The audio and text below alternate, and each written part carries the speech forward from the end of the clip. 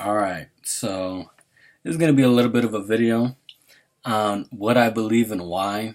Um, if I were to have someone to engage with me more, I could give more detailed explanations. So maybe I could answer some questions in the comment section. That would be nice, to really challenge my my beliefs and whatever. But anyways, it's based on, do I believe in a higher power or not? Do I believe in a God or not? And I'll be straight up with you. Yes, I do. All right. And at one point, I believed in evolution, but I still believed in a higher power. I just didn't know what it was. Now I think I have a better idea of what that higher power is through the past year or so. But I could probably maybe get into that topic another day. But anyway, it doesn't make sense to me how everything is so cohesive within nature, within everyday life. The way that we are perfectly designed to do the things that we do, and there was no designer. That doesn't make sense to me, even if evolution is the case. That doesn't make any sense. How everything. And first off, there's no evidence of life coming from non-life in the first place. Now there was a study done, I forget how long ago. Like there was an experiment of people trying to prove that life came from non-life, and they had these what is it that they had, like this box that had like food in it or whatever, and then out of nowhere, that there were these larvae or whatever. But everyone knows that flies, they what is it? They lay their eggs of that turn into larvae and food. So I don't know if they didn't know that at the time, or they're just being disingenuous. But yeah, also just that doesn't make any sense how everything is so cohesive. Even when the atheists try to explain the Big Bang, you know, and then you challenge them and you say, well, everything couldn't have came from nothing. Like, oh, well, yeah, but we don't know what it is. It'd be like, well, okay, like they say that it might be a generator or something. I'm like, well, wouldn't that generator, quote unquote, generator, then be a creator, then be a quote unquote, if you want to call that a god? Like, well, but then what created that? And then they ask stupid questions like, what created God? Well, if there's a God, no one created him. He always was. And also, even if you go back of what created this and what created this, it all comes down to an ultimate creator that had an idea for a design, because of the way that everything is so intricate and the way that everything is designed. Let's say the fact that what is it? That certain foods and nutrients, help us replenish as opposed to other things. The way that everything works, and even if evolution is the case, the fact that there weren't certain genetic mutations that happened to certain creatures, where they just eventually died off. Like what? Let's say, what are the chances of them being able to adapt as opposed to not adapting? I think not adapting is much higher, because that's how they say that. Allegedly that's how the dinosaurs went extinct. In one theory is that they couldn't adapt to the new environment. Well, how come more of them didn't evolve? And all this other crap that just doesn't make any sense to me. Where, okay, you're trying to tell me, let's say evolution's true, and you're trying to tell me that that things just evolve and can naturally adapt to certain things, but yet at the same time there are creatures that went extinct. I mean, that first off, that doesn't make any sense when it comes to evolution.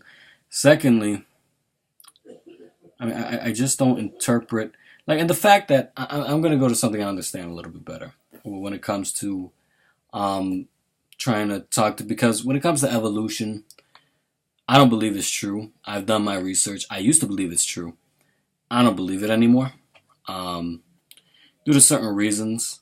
Due to things like, they tell us that we have vestigial organs and then we don't. They tell us that the appendix and our tonsils are completely useless, yet that actually helps us fight off against infection. We have good bacteria in our appendix that helps us fight off against infection. And people say, well, you can live without it. Yes, you can. You could also live without your fingers. Now, does it help to have your fingers? Yes, it does. But you can live without it. And then they say something stupid like, oh, well, we have a tailbone.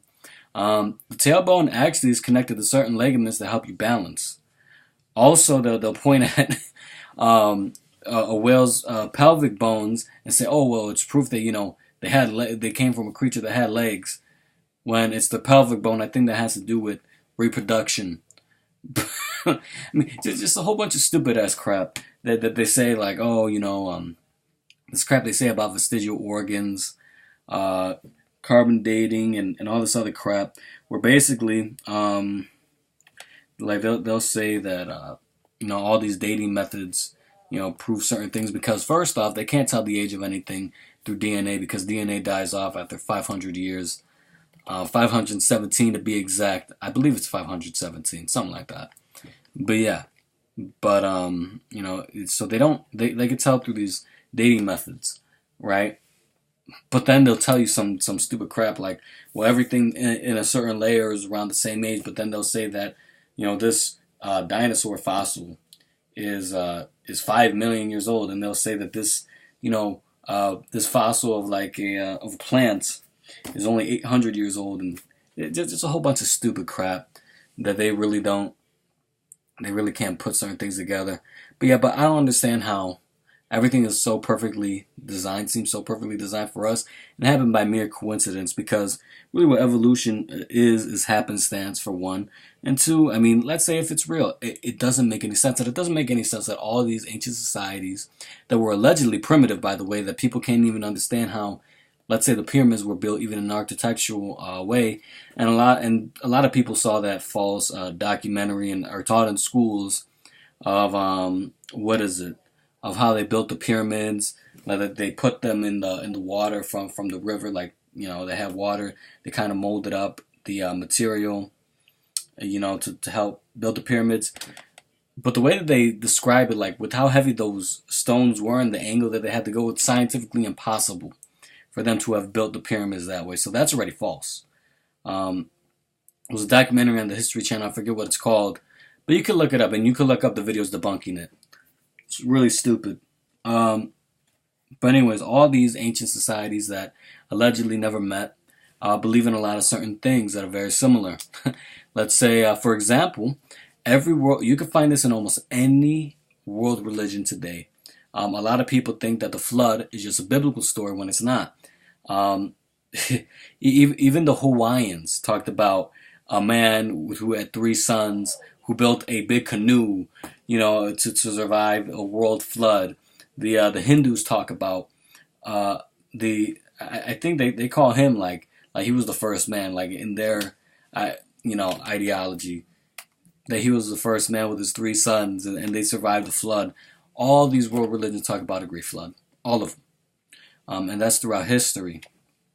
And then on top of that, they all, even though I think these are pagan, I don't think you should worship these things, but all these ancient societies, from the Native Americans to the Egyptians, the Romans, the Greeks, even the people in the Asian countries, they believe in at some point in their time, they believed in a sun god or sun goddess, and a moon god and a moon goddess, and then they had a son who also had a twin. Let's say you compare Horus and Set, and that's the same story as Thor and Loki, and in Norse mythology. It's all the same thing. Apollo was the same as Horus and Thor. Stuff like that. And really, they're all super similar. And, they all built similar architecture, and then they all, for whatever reason, because it's very strange, right? How they all have symbols of serpents and different things that are all very similar all around the world, from the Mayans to the Aztecs to the Egyptians to the Romans. They all have the same thing, and they're all talking about very similar things when it comes to God and a higher power. Very strange stuff, and really, because people try to make ancient man seem like they're primitive. However, it doesn't make sense how primitive man could have built these structures that people don't understand today. Now, I know we're building skyscrapers and things that, they couldn't have built, but they don't understand with the technology that they had back then, or allegedly that they had back then, the lack of technology that they allegedly had back then, which there's no real proof of they had advanced technology, although there is proof that electricity isn't really a current thing. It wasn't as high as a level as it is today with the understanding of electricity, but the ancients understood electricity, especially in the Middle East. Look up something called the Baghdad Battery. They understood electricity. So, I mean, there's just so many things about history that we're not told, for one.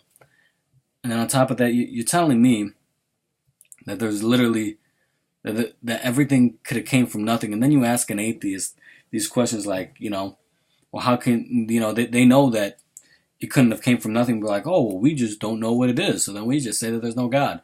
I'm like, well, then you just don't know that there's a God. They're like, oh, well, there's no proof of man in the sky. I'm like, I'm not talking about a freaking man in the sky. Obviously, we look up there and there's no man in the sky. What I'm talking about is an ultimate creator. I don't understand how people don't believe in an ultimate creator. It is so mind-numbing. Like you really have to prove to me that everything just happened by coincidence and without a plan. Like everything is so organized. Everything is so organized. There's no way. There's no way that it wasn't planned by something, at least. I personally believe, I know I'm going to get ridiculed for this, but if you want to talk to this about me, I'll talk to you personally, just because I'm not going to talk too much about it on the internet, because I don't want to get all controversial, quote unquote. Is I believe in the God of the Bible, and that's from a long time coming. Because at one point, I believed in all kinds of things. I didn't believe in the Bible. It didn't make sense to me, and I heard a lot of things about it, like, oh, people were making stuff up, and I believed it. Let's say people say stuff about the Bible where they talk about unicorns, but then you look at the etymology of unicorns and what it meant back then, when it was translated to the King James Version to English, and unicorn back then actually meant a one-horned rhinoceros. So, and there's proof of one-horned rhinoceros existing. I think if they're not extinct today, they're very endangered. But they've existed within the 20th century still. So I'm not sure if they're still around today. They would have gone extinct very recently if they're not around today. But that's what they were talking about. There's a lot of things that they're very disingenuous when it comes to what the Bible's talking about, because so many things throughout history have been translated and been interpreted in so many different ways.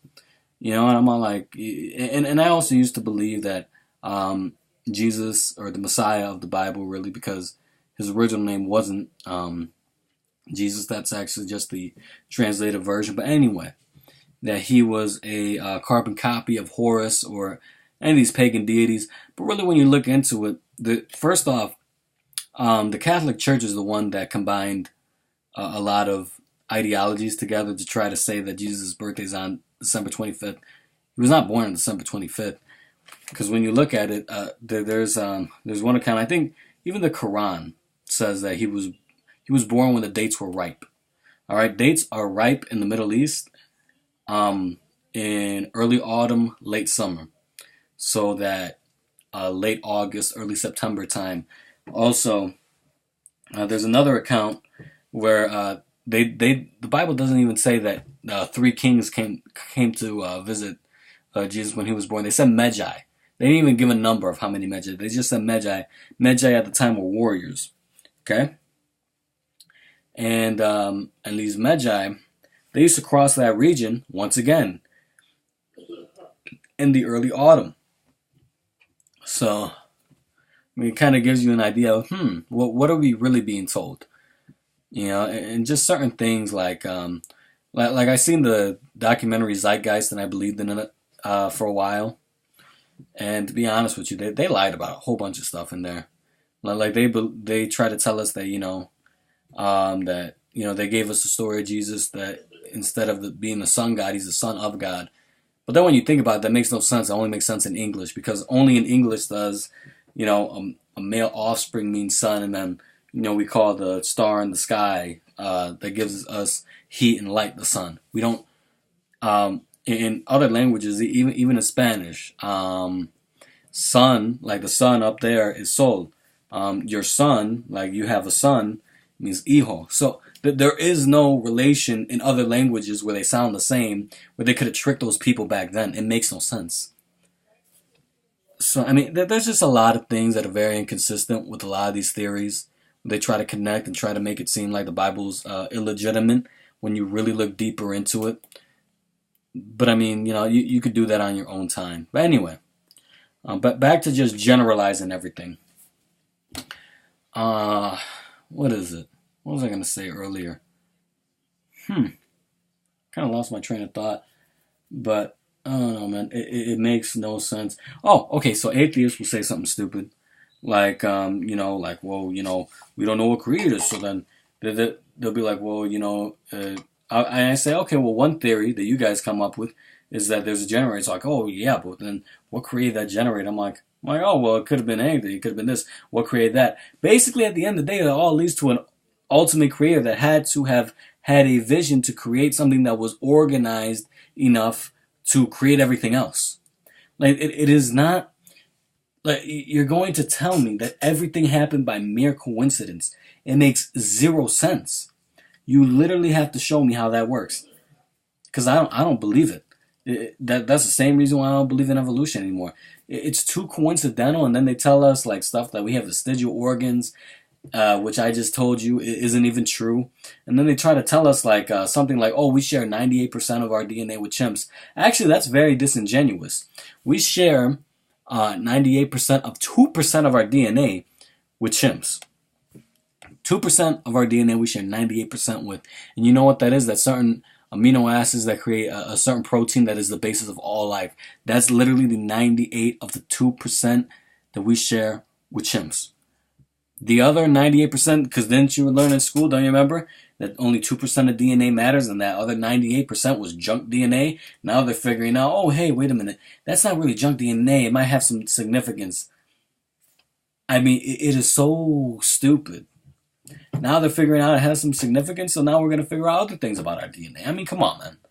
It is so stupid to me. Like, these so-called scientists are so disingenuous, and then people also bring up Darwin's finches, which, yes, that shows that animals could adapt.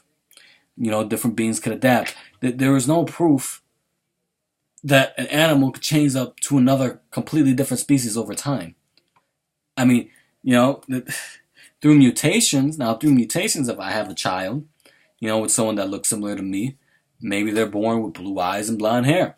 That mutation could happen, but you know what? They're still human, and you want to know it. And let's say two dark-skinned people then give birth to a child that's not completely albino, but they have lighter skin. You know what that is?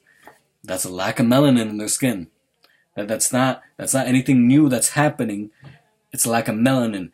A mutation is either a lack of something or something that's more than what you already have. There's nothing new happening. It makes no sense. And then they come up with this stupid crap like, oh, people are born with tails. No, what that is that when you're born, part of the way that you get nutrients, you kind of get it from that area, and it kind of loops around you. That thing that kind of looks like a tail. You get this extra piece of skin, I guess, or whatever it is. But basically, when you leave the womb, if you have that tail, it's an extra piece of skin. But anyways, this thing kind of loops around you. You get your nutrients that way, other than through the cord, the umbilical cord. So that's another way that helps us stabilize you in a certain way.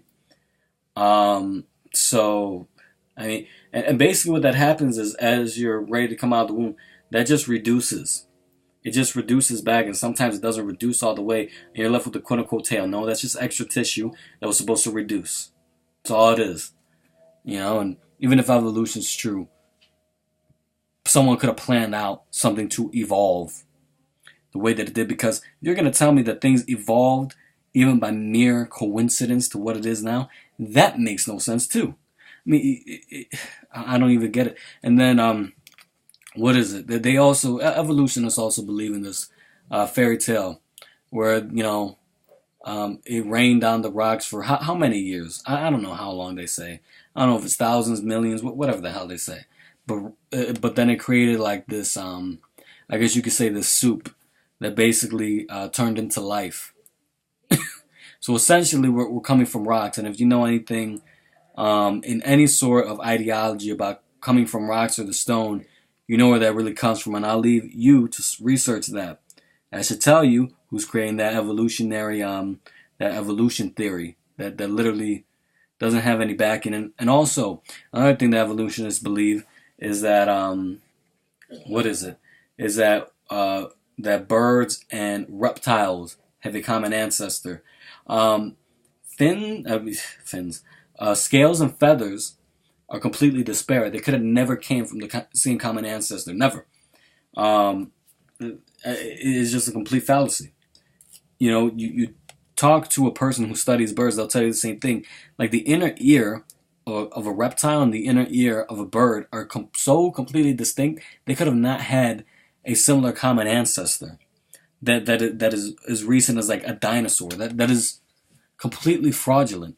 And they teach this crap in schools. So I mean, I don't know. Anyways, you can leave what you think in the comments section. If you want to challenge me, I'm all down for it. I'll take your questions and I'll answer them. I have no issue. But thank you for watching this video.